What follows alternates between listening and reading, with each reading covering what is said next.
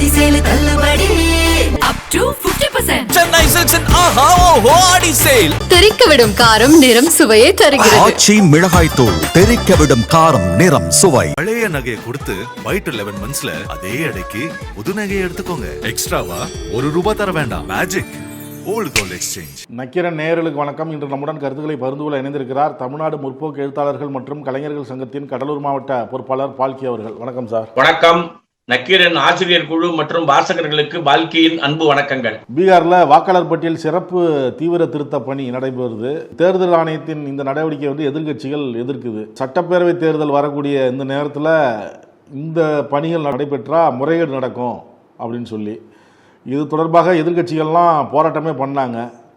அப்படி இருந்தும் தேர்தல் ஆணையம் இந்த பணிகளை மேற்கொள்ளுது. வாக்காளர் பட்டியலில் தகுதியற்ற பெயர்கள் நீக்கப்படும், ஒன்றுக்கும் மேற்பட்ட பெயர்கள் தான் நீக்கப்படும், தகுதியான பெயர்கள் சேர்க்கப்படும் அப்படின்னு தான் தேர்தல் ஆணையம் விளக்கம் கொடுத்துருக்கு. ஆனால் எதிர்க்கட்சிகள் இதை எதிர்க்குது. ராகுல் காந்தி ஒருபடி மேலே போய் தேர்தல் ஆணையம் தேர்தல் திருட்டு கிளையாக மாறி இருக்கு அப்படின்னு சொல்றாரு. அதாவது நம்ம இந்த மாதம் 9ஆம் தேதி அன்னைக்கு ஒரு 26 கோடி பேர் பங்கேற்ற வேலை நிறுத்தத்தை நம்முடைய வாசகர்கள் பார்த்திருப்பீங்க செய்தித்தாள்களில், காட்சி ஊடகங்கள்ல. பீகார்ல மட்டும் அது அந்த வேலை நிறுத்தத்தோடு சேர்த்து அனைத்து எதிர்கட்சிகளும் ஒன்றாக சேர்ந்து, அதாவது இந்தியா கூட்டணி மட்டுமல்ல, தேர்தல் கமிஷனுடைய இந்த நடவடிக்கை என்பது ஜனநாயகத்திற்கு விரோதமானது என்று நடு சார்பா எந்த பக்கமும் சாராத சில அமைப்புகள் இருக்கின்றன. ஒரு பெரிய சக்தியாகவும் சில சாதிய அமைப்புகள் இருக்கின்றன. அவங்க எல்லாமே இந்த பீகார்ல நடக்க இருக்கின்ற இந்த சிறப்பு திருத்த ஏற்பாடுகளை எதிர்க்கிறார்கள். ஏன் எதிர்க்கிறார்கள் அப்படின்னு நமக்கு பார்த்தோம்னு சொன்னா, தேர்தலில் வாக்களிப்பதற்குன்னு வரையறை கொடுத்திருக்கக்கூடிய 13 அம்சங்களில் ஏதாவது ஒன்று இருந்தால் போதும் வாக்களிக்க. வேற நாடுகளில் பிறந்தவர்கள் இங்க வந்து வாக்களிக்க முடியாது. அப்ப இந்தியாவில் பிறந்தவர்கள் பிறப்பின் அடிப்படையில் வாக்களிக்க வேண்டும் என்ற அரசியலமைப்பு சட்டத்தினுடைய தன்மையை இந்த தேர்தல் கமிஷன் மதிக்கவில்லை. எப்படி மதிக்கலன்னு பார்த்தீங்கன்னு சொன்னா, கிட்டத்தட்ட இந்த 13 அம்சங்களில் எதையுமே கணக்கில் கொள்ளாமல், நான் வந்து ஒரே ஒரு தேர்தலில் வாக்களிக்க தவறி இருந்தால், எனக்கு எலிஜிபிலிட்டி வயது இருந்து வேலையின் காரணமாக நான் ஒரு தேர்தலில் வாக்களிக்கவில்லை என்று சொன்னால், நான் இப்போது அந்த திருத்த மசோதாவுக்கு அல்லது திருத்த ஏற்பாட்டுக்கு போகும்போது நான் வந்து என்னுடைய பெயர் பால்கி, என்னுடைய மனைவியின் பெயர் இது, எனக்கு 2 குழந்தைகள், இவர்களுடைய வயது இது அப்படின்னு நம்ம சொல்றோம்னா, நம்ம கிட்ட இருக்கக்கூடிய அந்த 13 டாக்குமெண்ட்ல ஒண்ணு என்னன்னு சொன்னா குடும்ப அட்டை. அது வந்து குடும்ப பொருட்கள் வாங்குற அட்டையா இருக்கலாம், எந்த பொருளும் வாங்காத அட்டையா இருக்கலாம். கணவன், மனைவி, குழந்தைகள், அது பேர் இருக்கும், என்ன வயசா இருந்தாலும் இருக்கும். இதை பீகார் தேர்தல் கமிஷன் ஏற்றுக்கொள்ளவில்லை.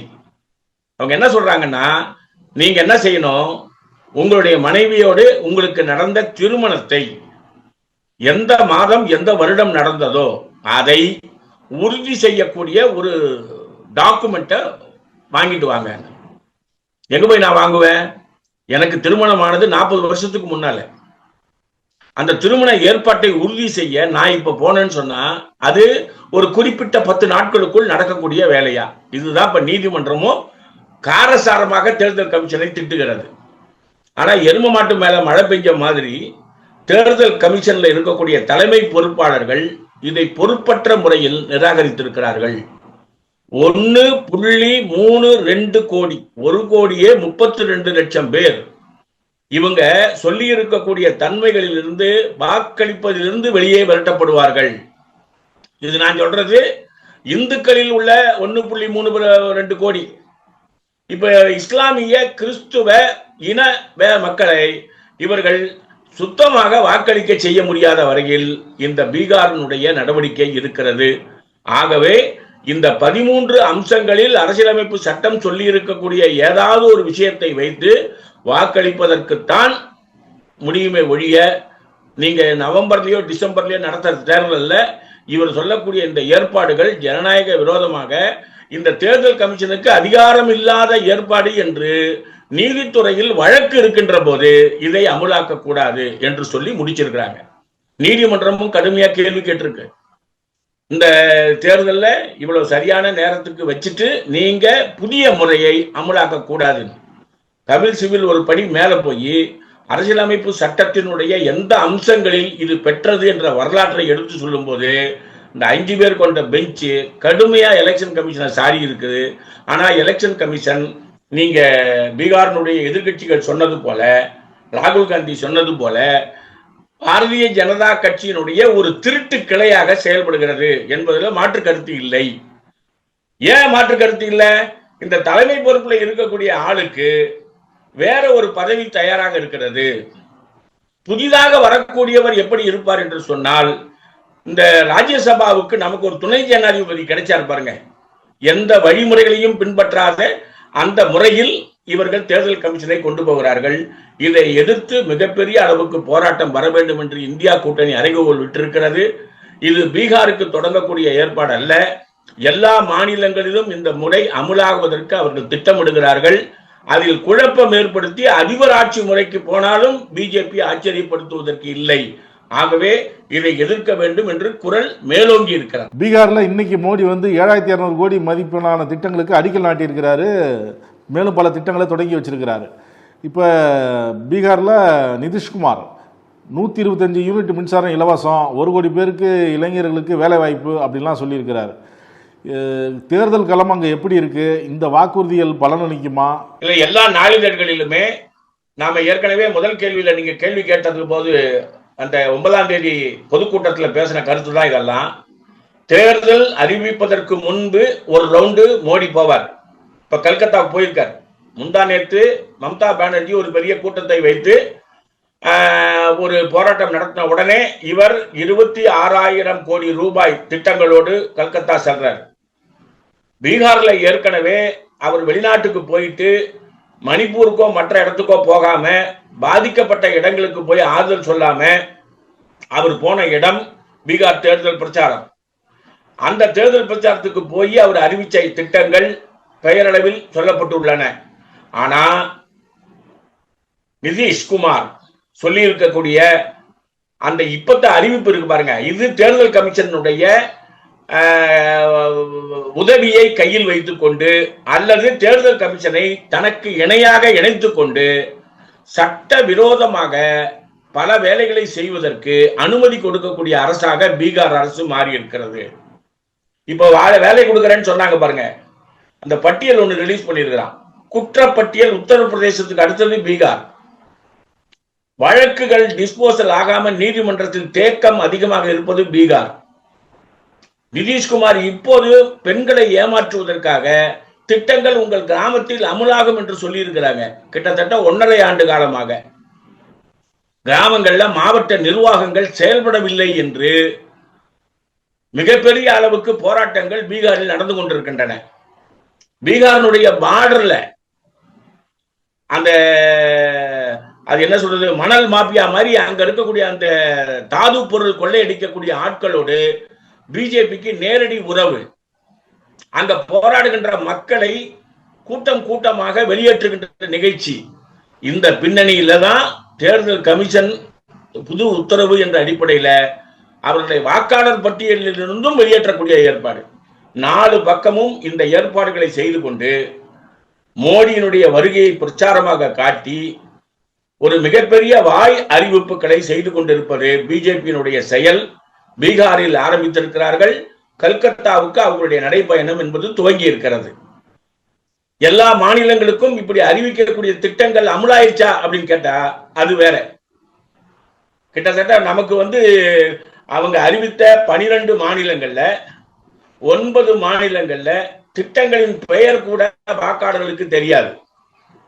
ஆனால் கடைசி நேரத்தில் போலியான வாக்காளர்களை வைத்துக் கொண்டு வாக்களிக்கக்கூடிய எலக்ட்ரானிக் மிஷினை மிஸ்யூஸ் செய்யக்கூடிய ஏற்பாடுகளின் மூலம்தான் வெற்றியை உறுதிப்படுத்தி இருக்கிறார்கள்.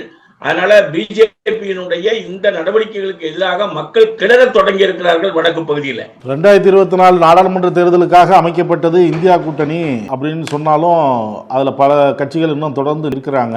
இப்போ ஆம் ஆத்மி அதுல இருந்து வெளியேறுது அப்படின்னு கெஜ்ரிவால் சொல்லியிருக்கிறார். ஆம் ஆத்மியை பொறுத்த வரைக்கும் கல்கத்தாவில் இருக்கக்கூடிய நம்முடைய டிஎம்சி மம்தா பானர்ஜியுடைய கட்சியும் பொறுத்த வரைக்கும் நீங்க இந்தியா கூட்டணி உருவாவதில் இருந்தே இந்தியா கூட்டணியினுடைய பங்குதாரர்கள் அல்ல அவர்கள். அவர்களுக்கு அவர்களுடைய மாநில நலன் என்கின்ற ஒரு பிரதானமான அஜெண்டா இருக்குது. மேற்கு வங்கத்தை முன்னேற்றுவதற்காக யாருடனும் கூட்டு, நிபந்தனை அடிப்படையில் சென்ட்ரல் கவர்மெண்டை எதிர்க்கணும் என்ற ஏற்பாடு மம்தா பானர்ஜிக்கும் கிடையாது, ஆம் ஆத்மிக்கும் கிடையாது. நீங்க பஞ்சாப்ல எல்லா ஆட்களும் ஒன்றாக இணைந்திருந்திருந்தால் பிஜேபியினுடைய நடவடிக்கைகளை பஞ்சாப்ல மிகப்பெரிய அளவுக்கு நம்மளால தடுத்து நிறுத்த முடியும். காங்கிரஸ் ஒரு சில தவறுகள் செய்திருந்தாலும் கூட கொஞ்சம் இறங்கி பேசக்கூடிய வேலையை ஆம் ஆத்மி கட்சி செய்யாது. ஏன் செய்யாதுன்னு சொன்னா, டெல்லியில பஞ்சாப்ல அப்படின்னு பார்க்கும்போது டெல்லியில அதிகமாக இருக்கக்கூடிய ஆம் ஆத்மியை காங்கிரஸ் சரியாக பயன்படுத்தவில்லை. அப்ப அவங்க ரெண்டு பேருக்கும் இடையில இருக்கக்கூடிய அந்த குடுமிப்பிடி சண்டை இருக்கு பாருங்க, அது இந்தியா கூட்டணியினுடைய பல நடவடிக்கைகளில் இருந்து ஆம் ஆத்மியை வெளியே வச்சிருக்கு. அவங்க இப்ப எதிர்பார்க்கிறது பஞ்சாப்ல ஒரு முன்னேற்றத்தை, பிஜேபிக்கு எதிரான சில குரல்கள் அங்க ஓங்கி ஒலிக்குது. ஆனா அங்க இருக்கக்கூடிய காங்கிரஸ் கட்சி அந்த ஆம் ஆத்மியினுடைய குரலுக்கு ஆதரவாக பேசுகின்ற வேலையை செய்ய மாட்டாங்க. அப்போ எதிரிக்கு எதிரி நண்பன் என்ற வகையில அங்க பிஜேபி வளர்வதற்கு வாய்ப்பாக மாறுகிறது. ஆம் ஆத்மி கட்சி அதை உணர வேண்டும், காங்கிரஸ் இன்னும் கொஞ்சம் விட்டு கொடுத்து போக வேண்டும் என்று பலமுறை நம்ம முலாயம் சிங் யாதவ் கட்சியை சார்ந்தவர்களோ, அகிலேஷ் யாதவ் உள்ளிட்ட பல ஆட்கள், கார்கே உள்ளிட்ட பல ஆட்கள் இதை பேசினாலும் கூட முன்னேற்றம் இல்லை. அப்ப முன்னேற்றம் இல்லாத நேரத்தில் நம்ம அதில் நீடிப்பது சரியாக இல்லை என்று ஆம் ஆத்மியில ஏற்கனவே பிஜேபியோடு போகலாம் என்று பேசக்கூடிய குரல்களும் இருக்கின்றன. அதை ஒட்டி ஈடியினுடைய நெருக்கடிக்கு பயந்து அல்லது அந்த காம்ப்ரமைஸ் ஆகி போகலாம் என்று நினைக்கக்கூடிய அந்த அணுகுமுறை என்பது ஆம் ஆத்மியினுடைய முடிவாக வெளியே வந்திருக்கிறது. 2-3 மாநிலத்தை தவிர பெரிய அளவுக்கு ஆம் ஆத்மி கட்சிக்கு செல்வாக்கு இல்லை. இந்தியா கூட்டணியில் தலைமை தாங்கக்கூடிய காங்கிரஸ் இன்னும் கொஞ்சம் பொறுப்போடு நடந்து கொண்டால் ஆம் ஆத்மியினுடைய பிரிவு ஒரு பெரிய பாதிப்பை நமக்கு ஏற்படுத்தாது. எல்லாரும் இணைந்து பிஜேபியை வெளியேற்றுவதற்கு நாம முயற்சிக்கும் போது ஆம் ஆத்மி கட்சியில் சார்ந்தவர்கள் இந்த கூட்டணியுடைய நடவடிக்கைகளுக்கு குறைந்தபட்சம் ஆதரவாக வருவதற்கான வாய்ப்பு இருக்கிறது. அந்த திசையை நோக்கிதான் நாம் செல்ல வேண்டும் என்று நம்ம விரும்புறோம். காங்கிரஸ் கொஞ்சம் விட்டு கொடுக்கணுங்கிறீங்க? ஆமா, அவங்க 2 பேருக்கு இடையில இருக்கக்கூடிய சண்டை தான், அணுகுமுறையில் இருக்கக்கூடிய வித்தியாசங்கள் தான் அந்த கூட்டணியை விட்டு ஆம் ஆத்மியை வெளியே தள்ளி இருக்கிறது. மகாராஷ்டிரா சட்டமன்றத்தில் சரத்பவாரின் தேசியவாத காங்கிரஸ் எம்எல்ஏக்களுக்கும் பாஜக எம்எல்ஏக்களுக்கும் மோதல் ஏற்பட்டிருக்கு. அங்க இருக்கிற பாதுகாவலர்கள் அந்த மோதலை தடுக்க முயன்றும் கைகலப்பு ஆகியிருக்கு. எதற்காக இந்த கைகலப்பு? மகாராஷ்டிராவை பொறுத்த வரைக்கும் 9ஆம் தேதிக்கு முன்னால உள்ள நிலைமை 9ஆம் தேதிக்கு பின்னால இல்லை. மகாராஷ்டிராவில் இந்த வேலை நிறுத்தம் என்பது எதிர்பார்த்ததை விட கூடுதலாக நடந்திருப்பது ஆட்சியில் உள்ள பிஜேபிக்கு ஒரு மிகப்பெரிய நெருக்கடி. பட்னாவிஸ் தலைமையிலான இந்த அரசு அந்த வேலை நிறுத்தத்தை கட்டுப்படுத்தி கொண்டு போகவில்லை என்று எதிர்கட்சிகள் குற்றம் சாட்டல, முன்னாள் முதல்வர் ஷிண்டே குற்றம் சாட்டுகிறார். அவங்க 2 பேருக்கு இடையில அந்த சேர் தான் குறி. நான் இருந்திருந்தா இந்த வேலை நிறுத்தம் நடந்திருக்காது என்று ஷிண்டே பேசுவது பிஜேபியை குஷிப்படுத்த. பட்னாவிஸ் அந்த பிரச்சனையில செயல்பட்டாரான்றது வேற விஷயம். அங்க வேலை நிறுத்தம் வெற்றிகரமாக போனதுக்கான காரணம் மும்மொழி கொள்கை, இருமொழி கொள்கை. மும்மொழி கொள்கை, இருமொழி கொள்கையில 2 உடைந்த கட்சிகள், சரத்பவாருக்கு பக்கத்தில் இருக்கக்கூடிய தாக்கரே பிரிவுகள் எல்லாம் இணைந்து செயல்பட்ட காரணத்தினால ஷிண்டேவும் பட்னாவிஸும் தனித்து விடப்பட்டார்கள். ஆகவே இந்த கூட்டணி மேல போயிருக்கு. அப்போ அவங்க சொல்லக்கூடிய விஷயம் என்னன்னு சொன்னா, நீங்க எங்க பக்கம் வந்தீங்கன்னா உங்களுக்கு நல்லது என்று ஒரு வஞ்சக வலை விரிக்கப்படுகிறது. யாருக்கு? உத்தவ் தாக்கரேக்கு. உத்தவ் தாக்கரே குரூப்பை பொறுத்த வரைக்கும் தெளிவா ஒரு பதில் என்ன சொல்லியிருக்காங்கன்னு சொன்னா, உங்ககிட்ட இருக்கக்கூடிய 2 கூட்டணியிலுமே உங்களை 2 அவங்கள 2 என்று ஏமாற்றுகின்ற கட்சி பிஜேபி. யார் முதல்வர்? பட்னாவிஸ், பிஜேபி இல்ல. யார் முதல்வர்? ஷிண்டே, பிஜேபி இல்ல. ஆனா உங்க 2 பேரை இயக்கிறது யாரு? பொறுப்பில் இல்லாத, அதிகாரம் இல்லாத பிஜேபி. முதல்ல நீங்க 3 பேரும் உங்களுக்குள்ள பொறுப்புகளை சரியாக பிரித்து கொள்ளுங்கள், எங்களை பிரிக்க முயற்சிக்காதீர்கள் என்று சொல்லியிருக்காங்க. இது அங்க ஒரு பெரிய கலவரத்தை உருவாக்கி இருக்கிறது. கலவரத்தை திட்டமிட்டு உருவாக்குனது நான் சொன்ன 3ஆவதா இருக்கக்கூடிய அந்த பிஜேபி தான். பட்னாவிஸ் குரூப்போ ஷிண்டே குரூப்போ இல்ல, அவர்களால் உருவாக்கப்பட்ட கழகம். ஆனால் அது ஒரு பெரிய அவப்பெயரை பட்னாவிஸுக்கு உருவாக்கி இருக்கிறது. மகாராஷ்டிராவில் எதிர்கட்சிகளுடைய அந்த சரத்பவாரினுடைய அணுகுமுறையின் காரணமாக எல்லாரும் இணைந்து வருவது ஆட்சியாளர்களுக்கு ஒரு பெரிய கவலையை உருவாக்கி இருக்கிறது என்றுதான் நம்ம இந்த விஷயத்தை பார்க்கிறோம். இப்ப நீங்க சொன்னீங்க மொழி பிரச்சனையில அந்த உத்தவ் தாக்கரேவும் ராஜ் தாக்கரேவும் மேடை ஏறினாங்க, இவங்க 2 பேரும் ஒண்ணு சேர்ந்ததை பார்த்து ஆளுங்கட்சி பயந்து போய் கிடக்கு அப்படின்லாம் சொல்றீங்க. ராஜ் தாக்கரே சொல்றது இப்போதைக்கு அதாவது மொழி பிரச்சனைக்கு மட்டும்தான், இது தேர்தலை மனசுல வச்சுலாம் இது யாரும் இல்ல, அது அந்த மாதிரி முடிவு எதுவும் இது வரைக்கும் எடுக்கல அப்படிங்கிறாரு. ஆட்சியில இருக்கக்கூடிய பட்னாவிஸுக்கு மந்திரி பதவியை ஷேர் செய்தவர்கள் ஒற்றுமையாக இல்லை, இவர்கள் குறைந்தபட்சம் ஒற்றுமையாக இருக்கிறார்கள் என்றுதான் நாம் இந்த விஷயத்தை பார்க்கணும். அதாவது கொள்கையின் அடிப்படையில குறைஞ்சபட்சம் 1-2 விஷயத்துக்கு வந்ததே மகாராஷ்டிராவினுடைய அரசின் கொள்கையை மாற்றி இருக்கிறது. நாம கொஞ்சம் நிரந்தரமா இருந்தா எப்படி இருக்கும்னு ஒரு கேள்வியை போட்டாங்க. அது இந்த ஆட்சியை மாற்றும் என்று நம்புறாங்க. அது ஒரு பெரிய முன்னேற்றத்தை உறுதிப்படுத்தும்னு நம்புறாங்க. இதுக்கெல்லாம் காரணம் வெறும் மகாராஷ்டிராவை ஆள வேண்டும் அல்ல, மகாராஷ்டிராவை இந்த 3 கட்சிகளிலும் இருக்கக்கூடிய முதலாளிகள் தான் ஆட்சி செய்து கொண்டிருக்கிறார்கள். அத்வானியினுடைய ஆட்கள் யாரும் இல்ல, அதானியினுடைய ஆட்கள் தான் அங்க இருக்கிறாங்க. அத்வானி உருவாக்கிய பிஜேபி என்பது அங்க முகங்களே இல்லாமல் இருக்கிறது. அதானி உருவாக்கிய பிஜேபி என்பதுதான் மகாராஷ்டிராவை கலகம் செய்து கொண்டிருக்கிறது. NCERT 8ஆம் வகுப்பு புத்தகத்துல அக்பர் ஆட்சி கொடூரமானது என பதிவு பண்ணியிருக்கிறாங்க. இதை திரும்ப பெறணும் அப்படின்னு ஒரு குரல் எழுது, அது எப்படி பாக்குறீங்க? ஏற்கனவே இந்த ராஜ்யசபா உறுப்பினர்களை ஜனாதிபதி ஒப்புதல் கொடுத்து போட்டிருக்காங்கல்ல, அது ஒரு பெரிய விமர்சனமாக பத்திரிகை உலகத்தில் பேசப்படுகிறது. என்ன காரணம்னு சொன்னா, யாரெல்லாம் சுதந்திர வரலாற்றை மோசமாக அல்லது பொய்யாக எழுதினார்களோ அவர்களுக்கு பதவி கொடுக்கக்கூடிய ஏற்பாட்டை நம்முடைய மோடி அவர்கள் செய்து கொண்டிருக்கிறார்கள் என்றுதான். அவுரங்கசீப் என்பவர் யார்? இதுதான் கேள்வி. அவுரங்கசீப் செய்த போரு, மக்களுக்கு செய்த நன்மை, இது NCERT-ல இருக்கணும்.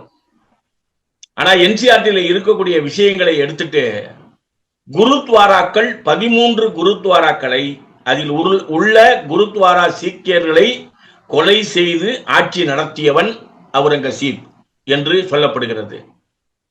அக்பர் யார் அப்படின்னு கேட்டா, இதுவரை நடந்த ஆட்சிகளிலே அக்பர் என்பவர் கொடுமையான கொடூரமான குணம் படைத்த மன்னர். இதான் NCERT-ல சொல்லப்பட்டிருக்கிறது.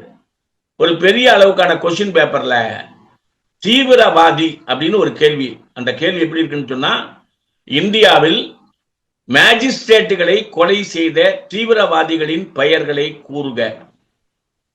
இது யார சொல்றாங்கன்னு சொன்னா, 1933ல பிரிட்டிஷ் சார்பா இருந்த மேஜிஸ்ட்ரேட்டுகள் இந்தியனுக்கு ஒரு சட்டம், வெள்ளையனுக்கு ஒரு சட்டம் என்று சில நடவடிக்கைகளை மேற்கொண்ட போது தேசபக்த போர் வீரர்கள் அந்த மேஜிஸ்ட்ரேட்டுகளை கொலை செய்தார்கள். அதற்கு அவர்கள் தண்டனையும் அனுபவித்தார்கள் அப்போது உள்ள சட்டத்தின் அடிப்படையில். ஆனா அந்த தேசபக்தர்களை இவர்கள் கொஸ்டின் பேப்பர்ல தீவிரவாதி என்று வரையறுத்தது தவறு என்று NCERT-னுடைய அந்த டைரக்டருக்கு மற்ற ஆட்களுக்கு எதிர்ப்பு குரல் என்பது வந்து கொண்டிருக்கிறது. NCERT-ல இவ்வளவு அக்கறை காட்டக்கூடிய இந்த அரசாங்கம் தான் இன்னைக்கு முகநூல்லையும் வயர் பத்திரிகைகளையும் உலகமே பார்த்து வியக்கக்கூடிய அளவுல UPSC-னுடைய கொஸ்டின் பேப்பர் குஜராத்தில் 3வது முறையாக 30,000 ரூபாய்க்கு விற்கப்படுகிறது. வழக்கு பதியப்படவில்லை, காவல்துறை விசாரணையை துவக்கவில்லை. போராட்டங்கள் நடந்த பின்பு தற்போதுதான் விசாரணைக்கு காவல்துறை வந்துள்ளார்கள்.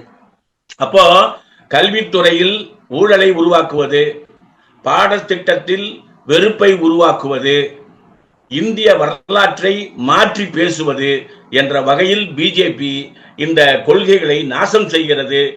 இதற்கு எதிரான மக்களினுடைய இயக்கம் அதிகமாக வர வேண்டும் என்றுதான் தேசபக்த சக்திகள் அறைகூவல் விட்டிருக்கிறார்கள். அநேகமா மற்ற மாநிலங்கள்ல மிகப்பெரிய அளவுக்கு போராட்டங்கள் வீறு கொண்டு எழுந்து வந்திருக்கின்றன. வாசகர்கள் இந்த மத வெறி பிரச்சாரத்தை செய்யக்கூடிய சைலண்ட் கில்லர்ஸ் ஆஃப் டெமோக்ரசி, இந்திய ஜனநாயகத்தை மௌனமாக கொலை செய்யக்கூடிய சக்திகளிடம் ஜாக்கிரதையாக இருக்க வேண்டும் என்ற அறைகூவல் விடப்பட்டுள்ளது. ஒடிசால மாணவி ஒருவர் தற்கொலை செய்து கொண்டார். ஆசிரியரால் சீரழிக்கப்பட்ட மாணவி தற்கொலை செய்து கொண்டார். அந்த ஆசிரியர் மீது சரியான நடவடிக்கை எடுக்கல அப்படிங்கிறது தான் குற்றச்சாட்டு. இதற்காக போராட்டம் நடைபெற்றது. இதுக்கு அப்புறமாவது இந்த போராட்டம் வெற்றிகரமாக நடைபெற்றதுக்கு அப்புறமாவது நடவடிக்கை எடுக்கப்படுமா என்பதுதான் அங்க கேள்வியா எழுது. அதாவது ஒரிசாவினுடைய சமீபத்தினுடைய நடவடிக்கைகளை தொடர்ந்து வாசகர்கள் பார்த்தீங்கன்னாலே தெரியும். ஒரு பிரசித்தி பெற்ற ஒரிசா மாநகரத்தினுடைய பல இடங்களில் பிஜேபி ஆட்சிக்கு வந்த குறைந்த நாட்களிலேயே அராஜக நடவடிக்கைகள் என்பது அதிகமாக இருக்கிறது. குறிப்பா பெண்கள் மீதான தாக்குதல் 9 மாநிலங்களில், பிஜேபி ஆளுகின்ற 9 மாநிலங்களில் அளவுக்கு அதிகமாக இருக்கிறது என்று குற்றம் சாட்டப்பட்டுள்ளது. இந்த பின்னணியில தான் 2வது தடவை நடந்த அந்த கொலை வழக்கு போல ஒரு சட்டக்கல்லூரி மாணவி இந்த ஒரிசாவில் ஏற்பட்டிருக்கூடிய இந்த நிகழ்ச்சி, தனக்கு ஏற்பட்ட கொடுமையை அவள் போய் ஒரு முறையீடு செய்கிறாள். முறையீடின் மீது மேல் நடவடிக்கை இல்லை. அவரை பார்த்து நிர்வாகம் பயப்படுகிறது என்ற ஒரு குரல் ஓங்கி ஒலித்தது. ஆளும் கட்சிக்கு நெருக்கமானவர் என்பதனால் அச்சம் ஏற்படுத்துகிறார்கள்.